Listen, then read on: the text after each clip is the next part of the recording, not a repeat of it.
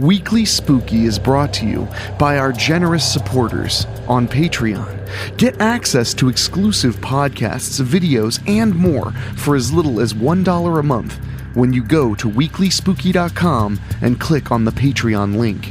Your support has gotten us to 100 episodes, so join up today and help us create another 100 and beyond. Head over to WeeklySpooky.com and join the Patreon. What's that? You want to be scared? Come with me.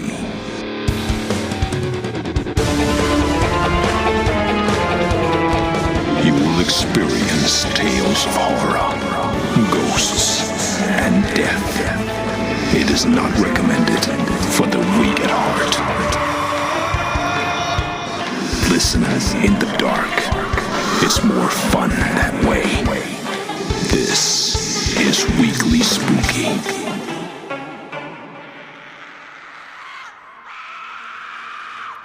Hello, my friends.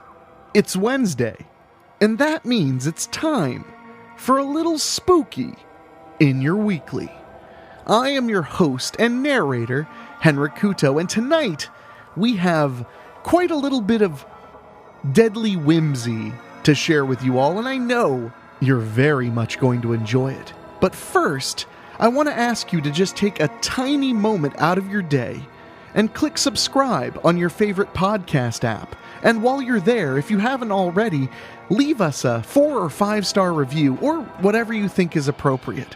Whether it's on Apple Podcasts, Spotify, Stitcher, or any other podcasting app, it helps people find the show and know that we deliver quality, terrifying tales every single week. And if you want to go just one step beyond that, of course, you can go to WeeklySpooky.com and click on Patreon, and for as little as $1 a month, you can support the show and make sure that every single week is just as spooky as the week before. We're 127 weeks in so far, baby, and we are not stopping anytime soon. And while you're at WeeklySpooky.com, click on Store where you'll find a brand new t-shirt for sale. And my, is it devious. It features original artwork based on the truth about Groundhog Day. It features a devious witch holding a demonic little groundhog, and it's really a thing of beauty and absolutely worth adding to your wardrobe. And of course, it supports the show directly. But anyway, my friends, all of that is now behind us. Now it's time for a little whimsy, a little joy, a little fun time in the woods. Because who doesn't like a little bit of myth in their day? Of course, if you look closely, myths are a little bit more than just whimsy. They can be downright dark, dirty, and evil.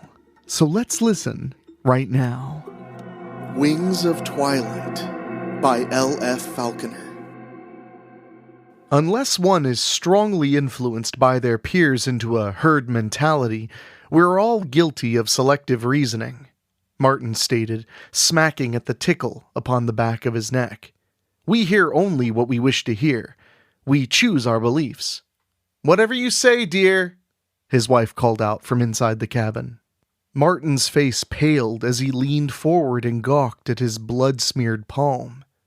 Dear God, what have I done? His voice rose in pitch. Darlene, come take a look at this. I'm in the middle of something, she answered. Can't it wait? Martin swallowed back his gorge as the tiny winged creature he'd just smashed ceased to stir. Disrupting the silence, a chorus of youthful whoops and cheers rose up from across the lake, and an explosion of wood ducks shot into the amber evening sky. A chilled breeze washed through the pines, wrapping Martin inside a shudder. No, he shouted. No, it can't. I need you right now. He attempted to rise from the porch swing, but his strength had disappeared, his stomach coiled like a hangman's knot. Wiping her hands with a dish towel, Darlene emerged through the cabin's screen door with a tired sigh, joining her husband upon the porch. You're not going to start harping about those kids camped across the lake again, are you? Martin continued to stare at his palm. Do you see this? Darlene gave it a cursory glance. It's a dragonfly, Honestly, Martin, you really do need to get out of the office more often. It's not a dragonfly. Martin brought his gaze upward then, staring his wife dead in the eye, while raising his hand closer to her in the fading sunlight. Look again. What do you really see? A distant bullfrog emitted a deep-throated brrup. Darlene took a step forward and leaned in to look. I've never seen one bleed. Oh my goodness! Her startled step backward drove Martin to his feet, his knees cracking like old cellophane. Go get the phone! Darlene clutched the towel, taking another step. There's no service up here. Take pictures, damn it! It's proof! Darlene scurried back inside and Martin sank into the seat of the swing again, staring down at the tiny body in the palm of his hand, the broken arms and legs, the bleeding skull, the crumpled, diaphanous wings, tattered, torn, the miniature humanoid torso, flattened and oozing, staining Martin's skin with the remnants of life. The screen door squealed and banged shut as Darlene darted back out, her cell phone in hand. She leaned in close, quickly snapping off half a dozen shots of the dead fairy in Martin's hands. I don't suppose we have any way to preserve it, Martin said. I imagine someone at the university might like to see it. The university, Darlene thought with disdain. The same university which forced Martin to take his extended vacation as the Board of Regents ponders his future there. Martin had yet to receive the protective net of tenure. If he lost his position, they could lose the house. They could lose everything. His damned obsessions could keep him from ever securing other employment at any respectable institution. Their sunset years could become more than bleak. We can put it in a sandwich bag in the ice chest for now, Darlene offered. That should keep it. The cacophony of boisterous youths continued on the far shore as Martin followed his wife inside the vacation cabin to free his hand of the gruesome evidence and cleanse the crime from his flesh. Why'd you kill it? Darlene asked, carefully placing the plastic bag atop the block of ice. It bit me. Where? Martin pointed to the affected spot upon his neck. Turning on the lamp and donning her glasses for a better look, Darlene inspected the area. I don't see anything. Are you certain it bit you? I'm convinced it intended to bite me. So it didn't really bite? It simply didn't get the chance. Do they bite? How should I know? You're supposed to be the expert. I never even thought they were real. You've never believed in me, Martin snapped. If you'd allow yourself to pass through that wall of pragmatism you hide behind, you might see there's much more to this world than most people ever perceive. But no. Just like everyone else, it's, oh, there goes Martin again, seeing things that don't exist. People think I don't hear. But I hear. I hear every damn word. He pulled a handkerchief from his pocket and blotted his glistening brow. I know what you think of me. What everyone thinks of me. However, the line between truth and fiction is practically non-existent, minuscule, or merely a matter of perception. Who can claim to know the absolute truth? Isn't insanity only in the eye of the beholder? He carefully folded the handkerchief and returned it to his pocket, his eyes boring into his wife's. As I've often said before, there are those who might believe you to be more mad than I. His lips curled into a brief, conspiratorial smile, raising goosebumps on Darlene's arms. She glanced back at the ice chest. She had seen it, hadn't she? Martin's smile vanished, his face washing pale as moonlight. Oh dear, he gasped. What if this was the only one? What if it was the last of its kind? His rising panic spurred Darlene to her husband's side. It was always best to keep him calm. I'm certain there has to be more, dear. Besides, it was an accident. I know you didn't mean to kill it. But I did. I did mean to kill it. Not that I intended to kill a fairy.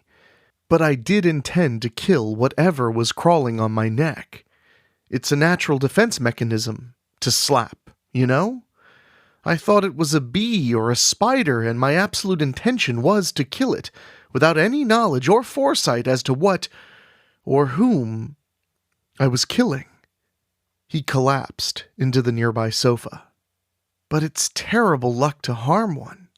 If there are others about, I'm afraid some type of retaliation could be in store. Inwardly, Darlene chided herself for her lack of knowledge. Other than her husband's obsessions, all she knew of myths and folklore were the bedtime tales of her childhood. She sat beside him and put her arm around Martin's slumped shoulders, giving him a reassuring squeeze. How could you have known? Because it's a forest, Darlene. Strange creatures dwell in the forest. Here I was fearing to run across Bigfoot. I never dreamed I'd kill a fairy. A defeated sigh rattled his lips. How could I have assumed it to be merely an insect? Darlene kissed her husband's cheek. As you said yourself, it was a natural reaction. It couldn't be helped. Let me make you a cup of tea to help you relax. I don't want tea, Martin snipped, breaking free of her hold and leaping to his feet. Darlene rose as well. Cocoa? Would you listen to yourself, Darlene? I did a terrible thing, and I'm trying to vent here, and you're spoiling it with offers of cocoa and tea. Can't I simply be angry for once without you thinking I'm mad? I don't want anything. Martin stormed over to the screen door and peered outside. Beyond the porch, a chorus of crickets had begun to sing. I didn't want to come here in the first place. There's no peace here. Why did you force me to come? I didn't force. I didn't want to vacation in the woods. He turned to face her, his cheeks ablaze. You knew that, yet you booked us a cabin anyway. You needed to get out. I did not need to be in a forest. We could have gone anywhere else. Darlene could argue this point till the end of the century, but had long since run out of steam. Why had she chosen the woods? Was she simply embarrassed to take him into public anymore? Biting her tongue, she put on a kettle for tea. May I remind you, she spoke quietly, measuredly. Our vacation options are growing limited. I would have preferred another cruise, but no, we can't do that anymore. Not after what happened last time. Martin slithered back to the sofa, sinking into it, shaking his head. Mermaids, he muttered. There are far too many mermaids in the sea. He gazed back up at his wife and wrung his hands, his eyes welled with tears. Thank God you were there. Removing his handkerchief once more, he dabbed at the moisture in his eyes. You're right. We could never go on another cruise. And flying is much too dangerous. Darlene settled onto the sofa beside him, patting his knee. I know. Gremlins. We're lucky we survived. Darlene stared over at the ice chest. How much longer must she suffer his whimsy? It had taken her 3 years of marriage before she'd come to realize her husband hadn't been joking when putting a bowl of cream onto the back step every night to appease the brownies. She'd always assumed he'd merely been spoiling the neighbor's cat. Then came the Caribbean cruise. She'd awoken in the night to find Martin missing from their cabin. After a short search, she found him perched upon the railing, flirting with the dark, salty waters below. He claimed the sea sirens were luring him to join them in the watery depths. She'd been able to convince the alarmed ship steward that Martin was prone to occasional sleepwalks, but they were put permanently ashore at the following morning's port of call. On the subsequent short flight back to Florida, Martin became thoroughly agitated, convinced he'd spied gremlins scurrying about the jet's wings before an engine fire forced the plane into an emergency landing in Miami. Air travel was now fully out of the question. Driving after dark had become nearly impossible. Martin would randomly jump like a frightened deer, claiming to see the ghosts of those who lost their lives to the roads. Last week, he'd released all the lab animals at the university, under the explicit orders given to him by a cat named Bastat on the quad. Yesterday, he was certain he'd seen Bigfoot wandering through the trees near the lakeshore. Today, he killed a fairy. He needed proof that his mind wasn't failing him, and he believed that proof now lay, safely nestled against a block of ice, shrouded in plastic. He could show it to the Board of Regents, and his position at the university would no longer be in jeopardy. Darlene could swear that she'd seen the purported creature Martin had killed. For a brief moment, perhaps. Or had she merely wished to believe? For years she witnessed her own father lose himself to dementia. What cruel, clenched fist of fate allowed her to end up with a man like Martin? A man so seemingly brilliant, gradually losing possession of his mind. Yet with whom did the fault truly lie? Had she merely seen what he wanted her to see because she, as well, needed to prove he wasn't delusional? Or was it only a desperation to prove her own sanity? "They'll probably come after us," Martin said, gazing toward the window into the gloaming. "Fairies are not known for their kindness, especially to those who've done them injustice." She had her glasses on now.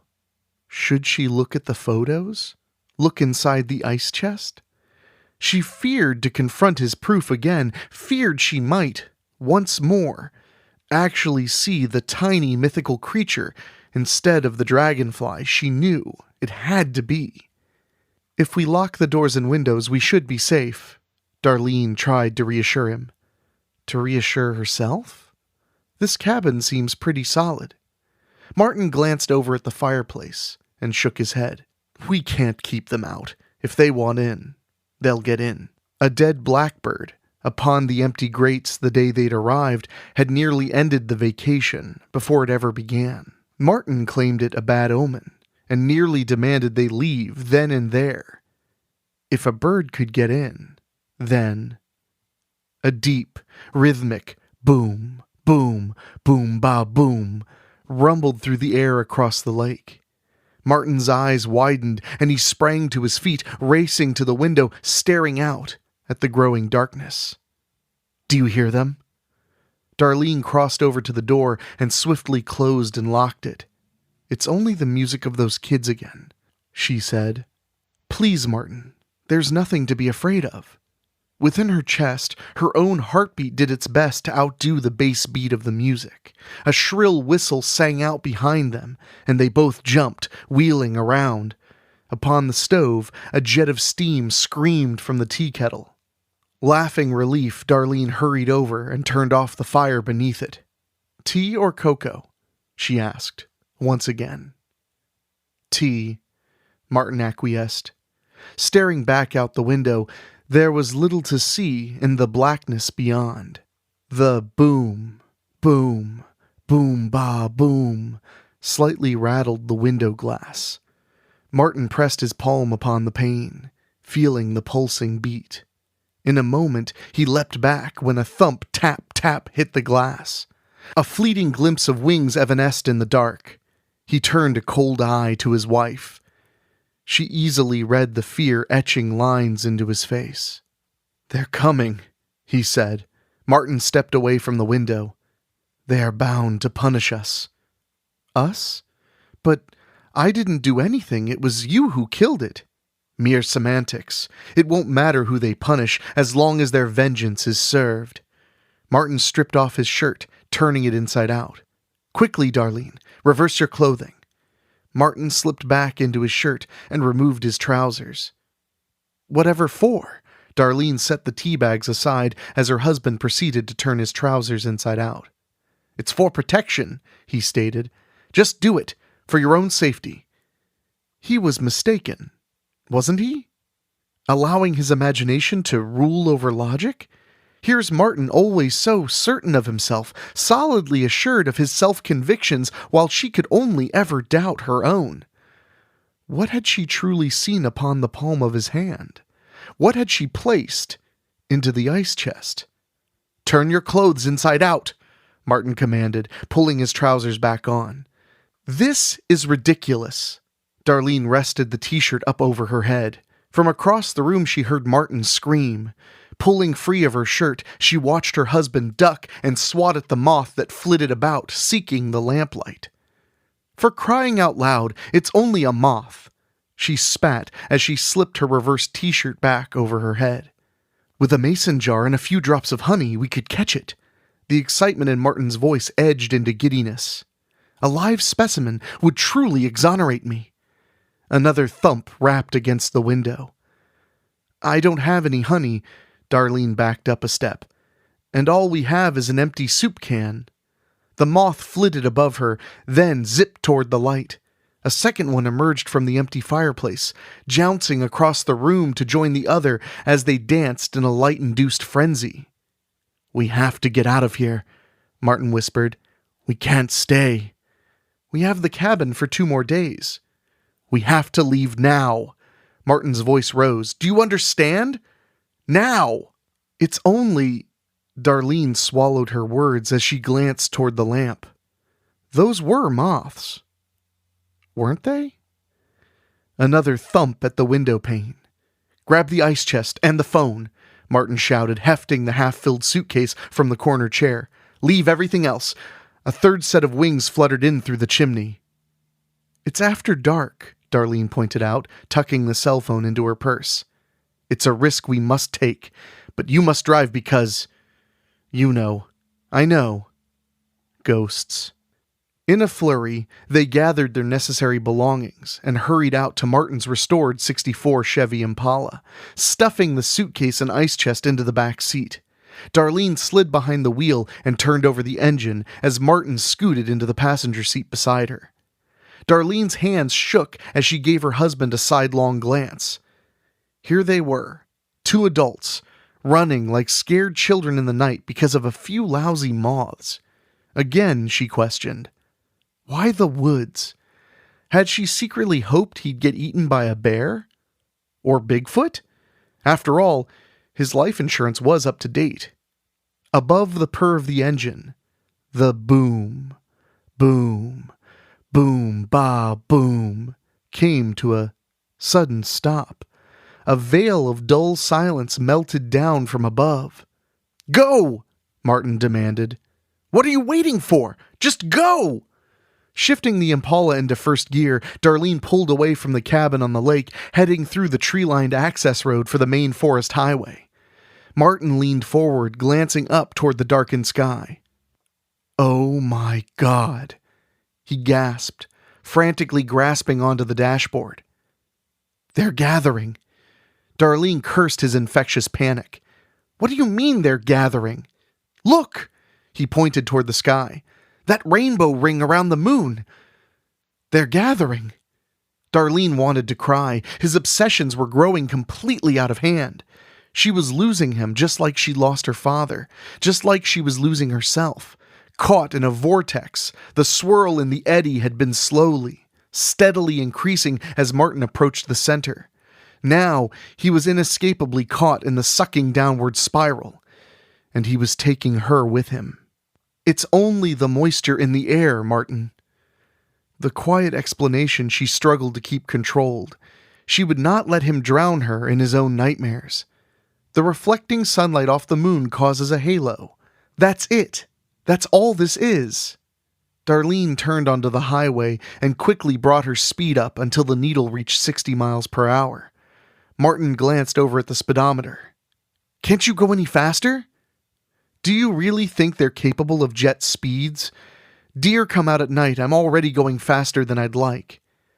Martin sank back into his seat, closing his eyes. It doesn't matter. You can't outrun them.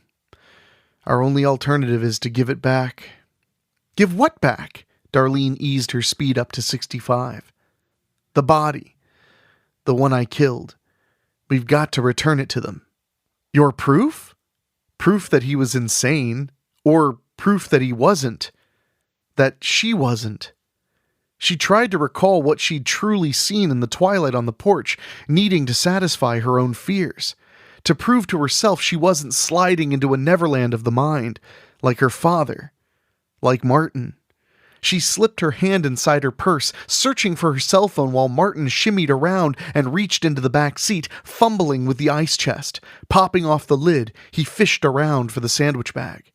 Darlene located the phone and set it on her lap, steering with her left hand and swiping the front screen of her phone with her right index finger. A soft light illuminated the dark interior. She had to see the photos. Martin's leg nudged against her, nearly knocking the phone to the floor. "Be careful," she scolded, maneuvering the phone back in place. "I've got it," Martin cried. With a ragged jerk, he twisted back into his seat, knocking the phone off Darlene's lap once more with his knee. She scrambled to catch it. "Damn it, Martin, I asked you—" "I'm saving our lives," he shouted, rolling down his window and tossing the sandwich bag out. "You should—" "Oh, dear God! Ghost!" he screamed. Darlene glanced up at the road. Illuminated in the headlights, the giant figure appeared just left of center on the narrow, two-lane highway. Darlene swerved hard to the right. The front end of the Impala glanced off a granite boulder on the shoulder. Darlene's head thudded against the side window glass. The car juddered through the dirt and rammed headlong into a towering ponderosa pine. Darlene's chest slammed into the steering wheel. Her head collided with the windshield. Within a smothering silence, a liquid gurgle rattled from Darlene's throat. Electrified jolts of pain racked her head, her shoulders. Unable to move, she could only endure the sparking moments, her sight slowly blinded by a steady stream of her own blood, smudging the vision of her husband as he crawled from the wreckage. Not a ghost. The thought blinked on through the fear that soon she would haunt this very stretch of desolate road herself, all alone, consoled only by the knowledge that she was not insane. The amorphous mass of tiny winged creatures which had gathered upon the road slowly drifted apart. Martin trundled to his feet, the unified drone of beating wings descending upon him with a deep boom, boom, boom, ba, boom. Not one of your damn ghosts at all. In the twilight of consciousness, Darlene laughed in silent madness.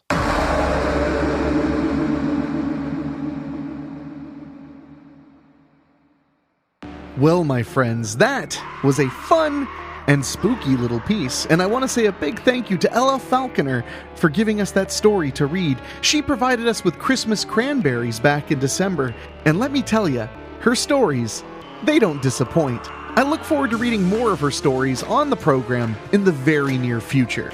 And thank you all so much for hanging out with us. Letting us scare you is probably my favorite pastime. And I want to say a humongous thank you to everybody who's joining up on Patreon. Right now, we have 81 backers on Patreon. I want to see us hit 100 this year. So if you're considering it, please do go to WeeklySpooky.com, click on Patreon, and see if maybe you want to get involved and help us keep the show going for another 2 years and so far beyond. I really do appreciate it. There's all kinds of exclusive content available for you there. I think you'd really enjoy it. And frankly, if you're a big Weekly Spooky fan, it's where you belong. And speaking of Patreon, I want to say an extra special thank you to our Patreon podcast boosters, folks who pay just a little bit more every month to hear their names said on the show in my silky, silky smooth voice. They are Christopher Sullivan, Kathy Proke, Gino Lyons, Karen Wiemet, Jack Kerr, Jeff and George Hilton, Craig Cohen, and Kevin Fry. Thank you all so much for allowing me to bring this spooky again and again and again. I always have a great time reading for you guys, and I'll be back next week with another terrifying tale. But until then, I need to grab a shower and go see The Batman. So, all of you take care, be safe, be healthy, and for myself, for my executive producer Rob Fields, for my producer Dan Wilder, and my composer Ray Mattis, I will talk at you very soon. And I seriously can't overstate, thank you so much for all the brand new support on Patreon. I think we're going to make it to 100, so please do go to WeeklySpooky.com and see how you can get involved and see some exclusive stuff later. Thank you for listening. Make sure to find your way back next week. But for now, you are safe. Trust me.